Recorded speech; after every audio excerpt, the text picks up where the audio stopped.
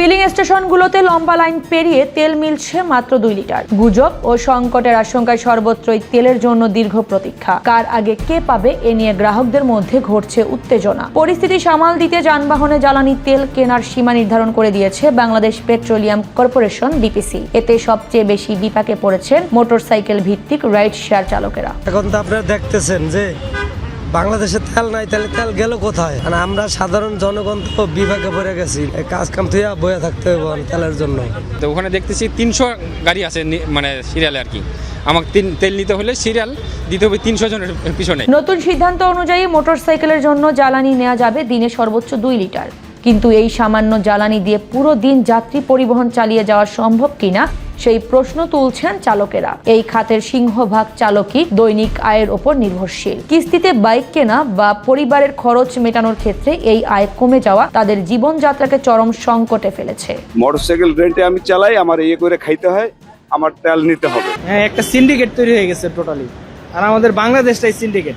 কবে যে আমরা এই দেশ থেকে উদ্ধার হব আল্লাহ তাআলা জানে। একজন পেশাদার রাইড শেয়ারিং চালকের সারা দিন বাইক চালাতে জ্বালানি প্রয়োজন হয় অন্তত 5 থেকে 7 লিটার। তারা জানান মাত্র 2 লিটার তেলে বড়জোর 40 থেকে 50 কিলোমিটার পথ চলা সম্ভব। ফলে দিনের বাকি সময় তাদের বসে থাকতে হচ্ছে। রাইড শেয়ারের চালকদের সংখ্যা সরকারের এমন নীতিতে কমে যেতে পারে তাদের আয় এবং অনেকের পেশা টিকিয়ে রাখাই কঠিন হয়ে পড়বে। আমার per day office up down আছে প্রায় 70 কিলোমিটার। আমার 2 লিটার তেল দিয়ে কোনোগুলো পসিবল না। আর যদি সেটা হয় এভাবে ঘন্টায় 3-4 ঘন্টা দাঁড়ানোর পরে একবার সিরিয়াল পাওয়া যায়, এটা আসলে আমাদের জন্য খুবই দুঃখজনক। এমন পরিস্থিতিতে বিপিসি বলছে যাতে কেউ তেল মজুত করতে না পারে, সে কারণেই এই সাময়িক পদক্ষেপ।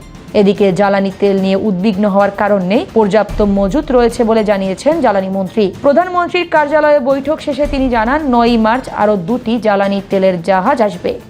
অনিশ্চয়তার কারণে সতর্কতামূলক রেশনিং করা হলেও তেলের অভাব নেই। পাশাপাশি কৃত্রিম সংকট ঠেকাতে দেশব্যাপী মোবাইল কোর্ট পরিচালনার ঘোষণা দিয়েছেন ইকবাল হাসান মাহমুদ টুকু। সরকার বিকল্প উৎস থেকে জ্বালানি আমদানিতে কাজ করছে জানিয়ে মন্ত্রী জনগণকে তাড়াহুড়ো করে তেল না কেনার আহ্বান জানান। রাইড শেয়ারিং চালকদের সংখ্যার মধ্যে সংশ্লিষ্টরা বলছেন আতঙ্কে অতিরিক্ত জ্বালানি মজুত ঠেকাতে এবং সবার জন্য সরবরাহ নিশ্চিত করতে এই সীমা নির্ধারণ করা হয়েছে।